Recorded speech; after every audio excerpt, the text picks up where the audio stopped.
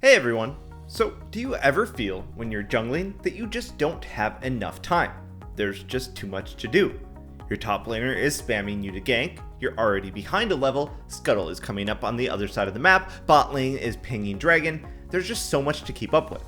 Well, today you'll learn the most common mistakes junglers make while clearing their jungle, both for speed as well as health. Even clearing your camps just a few seconds faster, or with a bit more HP left over, can make huge implications on your games. Beyond that, if you're losing a few seconds per clear, this really adds up over the course of a game when you're clearing your jungle so many times. By making a few small adjustments to your clear, you can start making it to more plays on time, contesting more scuttle crabs, winning more fights with extra HP, and more. Let's check it out. So for today's video, we had one of our challenger consultants do a level 1 full clear with elise, jarvan, and elise. Now, obviously doing a full clear on these champs isn't super realistic for real games, but we wanted to see what optimizations were being made for each camp, so we went with this. Then, we had junglers within our community, ranging from silver to diamond elo, do the exact clear with the same runes, so we have a 1-to-1 comparison. This allowed us to see exactly how much a challenger player is gaining by clearing well, both in time and health. And we were actually stunned by the results, as even diamond players were regularly 10 to 15 seconds slower on their clear, frequently taking hundreds of additional damage in the process. I mean, just imagine if you had as much extra time as this challenger player does after he's done clearing. Suddenly, keeping up in farm, ganks, vision, and objectives seems a lot more doable, right? Throughout the course of the entire game, with how many times you clear, you'll be gaining entire minutes of extra time that you just didn't have before. So, what is it that's creating these massive differences in clear time and health? Let's take a look at a few of the biggest culprits so that you can make sure you're not making any huge mistakes. And the first big one that we saw from every player, even the diamond ones, is not at all understanding how much room they have to kite camps toward their next one, as we see our challenger putting on full display here in his jarvan clear. So we can see that our challenger killed blue standing here. Now look at where our other jarvans were when they finished killing blue. They've already lost 2 to 3 seconds just on the first camp by not instantly being in range of gromp. Being able to kite the blue over to gromp is also a great skill to have for lots of junglers who benefit from killing both at the same time throughout the game, if not on their first clear. Fully understanding the patience range on camps and abusing it to the fullest will save you massive amounts of time on your clears. We recommend hopping into the practice tool, making yourself tanky, and just playing around with pulling all of the camps different ways to see what you can get away with. You might be surprised by what you find.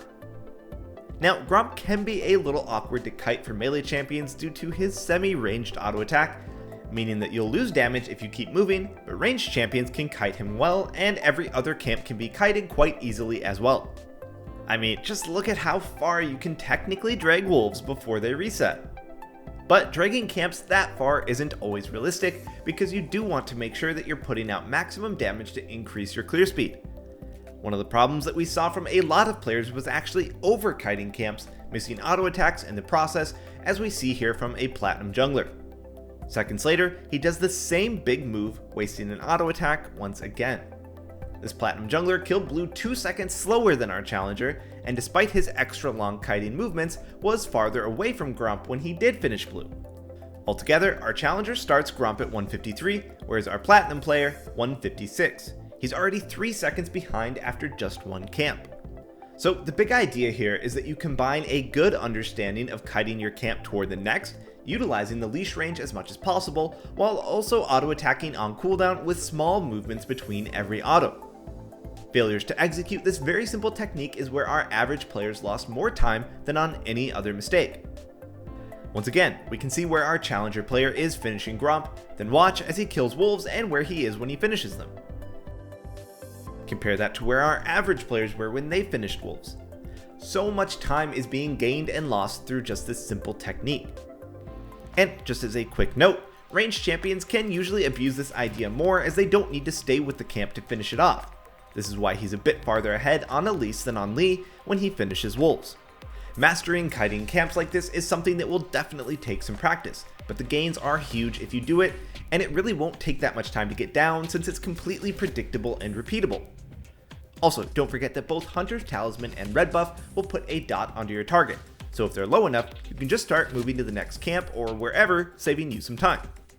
And playing around your burn damage is just generally beneficial. For example, here we see a gold jungler auto-attacking the big Krug down to 14 HP, at which point the burn from red buff would easily finish it off, but he hits it again, completely wasting an auto-attack's worth of damage. Here you can see the damage for both Talisman and red throughout the early and mid game. Now obviously we don't expect you to memorize red buff damage, but knowing how much it does at level 3, for example, or even just a ballpark, can be useful. Just remember that these are dots, so if you kite out of range of a camp before it is ticked down, it will reset even if the burn would have eventually killed it otherwise. Ultimately, this will just be a feel thing that you need to be aware of and spend some time practicing. Alright, our next major mistake that we saw holding back average players was overkilling or wasting damage on something that would die passively. Krugs was by far the biggest culprit here, with many players auto-attacking the tiny Krugs when they could have just finished them with AoE abilities. Auto-attacking these little Krugs is something that you'll want to avoid when possible, since it's just not efficient if you have AoE to kill them. Another pretty significant time loss that we saw was players using mobility abilities to finish off red before heading to Krugs, like we see from this gold Lee Sin here as he Qs the red. It then takes him 7 seconds to reach and start the Krugs. If we look at what he gained from using Q on red, it was 68 damage on the first cast, 128 on the second. So it gave him 196 damage, which is 2 auto attacks. So for using his Q, he received 200 damage and lost roughly 7 seconds because he could have just Q'd over the wall to Krugs instead. Most of us probably already knew that it's good to hop this wall, but seeing just how much you gain and lose is pretty crazy. And this is relevant on tons of meta junglers whose spells double as both mobility and damage increases. So always save those abilities to hop the wall, it's way more efficient. Alright, another mistake that we saw players make was smiting the red buff. Now, if you're worried you'll be invaded and want to secure it, that's fine. But if you're trying to clear as quickly as possible, smiting red is a mistake. This is because red has negative armor while Krugs do have armor. You can see here that this player's auto attacks are dealing 130 damage to red, but on Krugs only 104. This is obviously a huge difference that makes the true damage smite far more effective against Krugs. Now, if you happen to be one of the very few champions who deal mostly magic damage to camps, such as Fiddlesticks or Evelyn, then the inverse is true, as red has MR while Krugs has negative MR. So for those champions, smiting red could increase their clear speed. Alright, moving on, the final huge issue that we saw had more to do with health than time, and that's clearing the Raptors as a machete champion.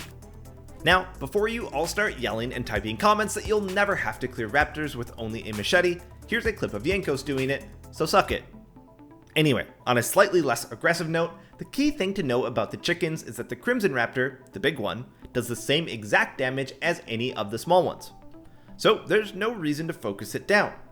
Beyond that, it has nearly twice as much health as the small ones, so by the time you finish the Crimson Raptor, you could have almost killed 2 already, reducing the damage that you take quite significantly. Beyond that, to kill the Crimson Raptor, you often need to jump into the middle of the pack, like we see from this Platinum Elise who gets wrecked by Raptors. Alternatively, if you focus small ones, you can kite the camp, only being hit by a few Raptors at a time, massively reducing the damage that you take. Alright, so those were the biggest mistakes that we saw consistently from a lot of the players that we worked with. There were definitely some other small issues here and there, like smiting late, losing vision of blue, canceling autos, and more, but those were the big consistent issues. But instead of focusing on the average player's mistakes, let's also quickly highlight some of the little optimizations that we saw from our challenger player. First, quite a few junglers have started using Nimbus Cloak since they can reliably proc it with Smite, and this can be abused while clearing as well.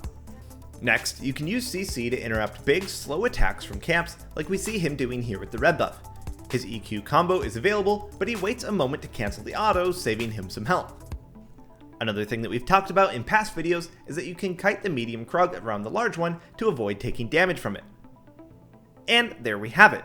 While any one of those mistakes or optimizations may seem small on their own, just remember that in many cases our challenger player was clearing the jungle up to 30 to 40 seconds faster than average players, so these ideas really do add up in a huge way. And just so you know, we've created a special course dedicated to showing you the fastest clear speeds with the best techniques for every jungle focused champion. Over at Skillcapped, you can now see how to clear efficiently and healthily for any jungler you're interested in. We'll also be adding the more unconventional junglers to this course, like Ezreal and Morgana, to ensure that you can clear like a challenger whenever you enter the jungle. We felt this was crucial because small inefficiencies so clearly added up, resulting in an average player's clear speeds being up to 40 seconds slower than a challenger's, which is a truly game-changing number. So sign up today to make sure that you're clearing like a challenger for any champion you play. Thanks for watching, and we'll see you in the next one.